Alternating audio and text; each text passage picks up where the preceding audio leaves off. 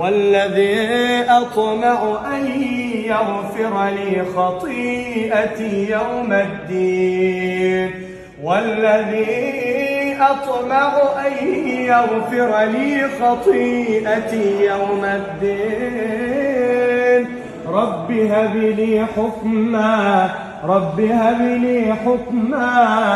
وألحقني بالصالحين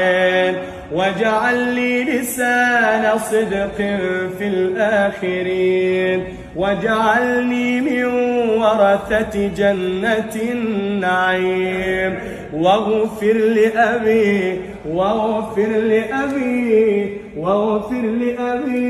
إنه كان من الضالين